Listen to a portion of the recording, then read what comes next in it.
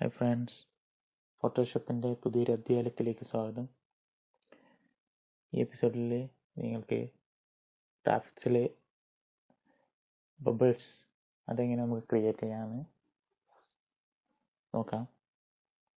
ഞാൻ നിങ്ങൾക്ക് പഠിപ്പിച്ചു തരുന്നത് ഫോട്ടോ എഡിറ്റിങ്, ഗ്രാഫിക്സ് വർക്കുകൾ സിമ്പിളായിട്ട് ചെയ്യാവുന്ന കാര്യങ്ങളാണ് നിങ്ങൾക്ക് ഷെയർ ചെയ്യുന്നത്. അപ്പോൾ നമുക്ക് ആവശ്യമായ സൈസിൽ പേജ് ക്രിയേറ്റ് ചെയ്യുന്നു. നമുക്കതിൽ ഒരു ഡാർക്ക് കളറാണ് എനിക്ക് വേണ്ടത്. അത് നിങ്ങൾക്ക് ഇഷ്ടമുള്ള കളർ സെലക്ട് ചെയ്യാം. ബക്കറ്റ് ടൂൾ വെച്ചിട്ട് ഫില്ല് ചെയ്യുന്നു.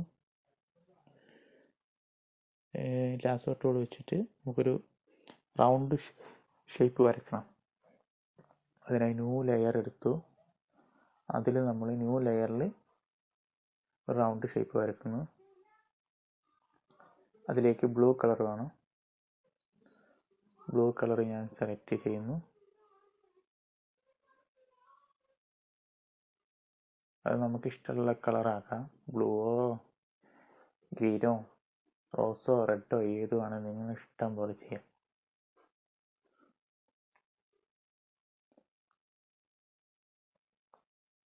ഇതിലേക്ക് നമ്മൾ ബക്കറ്റ് ടൂൾ വെച്ചിട്ട് ഫില്ല് ചെയ്യുന്നു. ലാസോ ടൂൾ വെച്ചിട്ട് ഒന്നുകൂടെ ഇതുപോലെ സെലക്ട് ചെയ്യുന്നു. ആദ്യം റൈറ്റ് ബട്ടൺ അടിക്കുന്നു, ഫെദർ ക്ലിക്ക് ചെയ്യുന്നു. നമുക്ക് ആവശ്യമായ ഫെദർ അവിടെ കൊടുക്കുന്നു. എനിക്ക് ആവശ്യമായ ഫെദർ ഞാൻ കൊടുത്തു. ഡിലീറ്റ് ചെയ്യുന്നു. കൺട്രോൾ D അടിച്ചു കഴിഞ്ഞാൽ നമുക്ക് ആ സെലക്ഷൻ അവിടെ മാറി കിട്ടും. ആൾട്ട് ഞെക്കി പിടിച്ച് നമുക്കതിൻ്റെ ഒരു കോപ്പിയും കൂടി എടുക്കുക. അല്ലെങ്കിൽ ആ ലെയറിൽ കൺട്രോൾ J അടിച്ചു കഴിഞ്ഞാൽ ഒരു കോപ്പിയും കൂടി വരും.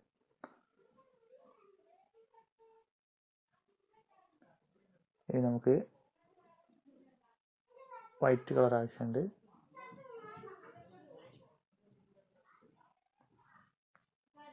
പുതിയൊരു ലെയർ എടുക്കുന്നു.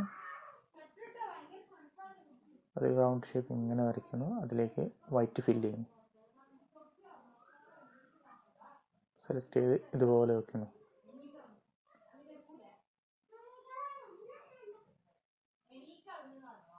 റൈസർ എടുക്കുന്നു.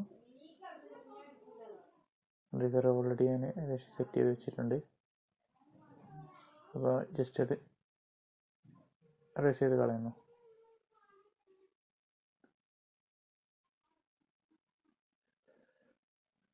അപ്പോൾ നിങ്ങൾക്ക് മനസ്സിലാവും, ഒരു ബബിൾസ് ഇങ്ങനെ സിമ്പിളായിട്ട് നമുക്ക് ക്രിയേറ്റ് ചെയ്യാം. നമ്മളെന്തെങ്കിലും എഡിറ്റ് ചെയ്യുമ്പോഴൊക്കെ ഞാൻ അതിൻ്റെ ഒരു കോപ്പിയും കൂടി എടുക്കുന്നുണ്ട്. അല്ലെങ്കിൽ കൺട്രോൾ J അടിച്ച് അല്ലെങ്കിൽ ഡ്രാഗ് ചെയ്ത് ന്യൂ ലെയർ എടുക്കുന്നത് അതിലേക്ക് പ്രസ് ചെയ്താൽ മതി.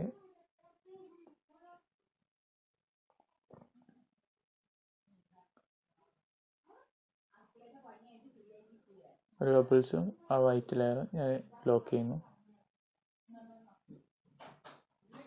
അതിൻ്റെ ലെയർ നമുക്കിപ്പോൾ വൈറ്റ് ലെയറും ബ്ലൂ ലെയർ ആവശ്യമുള്ള അത് സെലക്ട് ചെയ്യുക.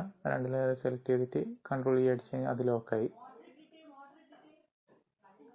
ലെയർ ലോക്ക് ചെയ്യുക, കൺട്രോൾ E. ഇതുപോലെയാണ് നമുക്കൊരു ബബിൾസ് ക്രിയേറ്റ് ചെയ്യുന്നത്. അതിൻ്റെ ചെറിയൊരു എഫക്റ്റ് ഞാൻ കാണിച്ചു തരാം. പേരുകൾ എഴുതുമ്പോൾ അല്ലെങ്കിൽ ലോഗോ ചെയ്യുമ്പോഴൊക്കെ നമ്മൾ നോർമലായിട്ട് യൂസ് ചെയ്യാറുണ്ട്.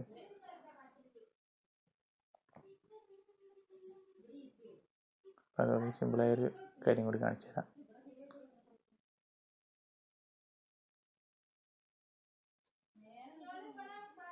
ഞാൻ T നിൽക്കുന്നു.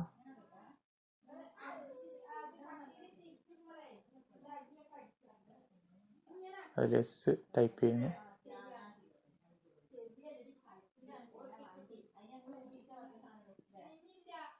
അപ്പോൾ മറ്റേ ലെയർ നമുക്ക് ഒരു ലെയറിൽ ഞാൻ നിങ്ങൾക്ക് കാണിച്ചു തരാൻ വേണ്ടിയിട്ട് മറ്റേ ലെയർ ഹൈഡാക്കിയാണ്. ആ ലെയറിൻ്റെ സൈഡിലുള്ള I ചിഹ്നം ജസ്റ്റ് പ്രസ് ചെയ്താൽ മതി.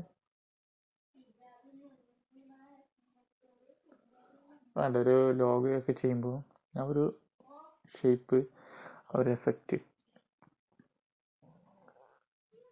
അതിൻ്റെ ഓപ്പോസിറ്റ് ഞാൻ ജസ്റ്റ് കുറക്കുന്നു, ആ ഒരു ഫീൽ കിട്ടാൻ വേണ്ടിയിട്ട്.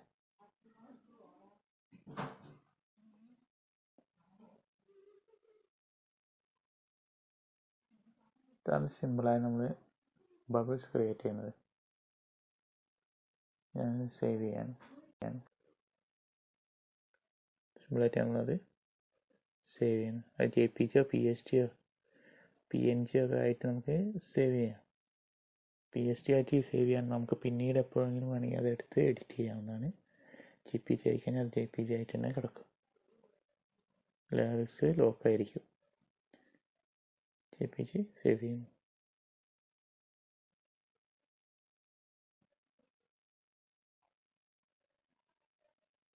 അപ്പോൾ ഈ എപ്പിസോഡിൽ എന്തെങ്കിലും സംശയം ഉണ്ടെങ്കിലോ എന്തെങ്കിലും അറിയാനുണ്ടെങ്കിൽ കമൻറ്റ് ചെയ്യുക.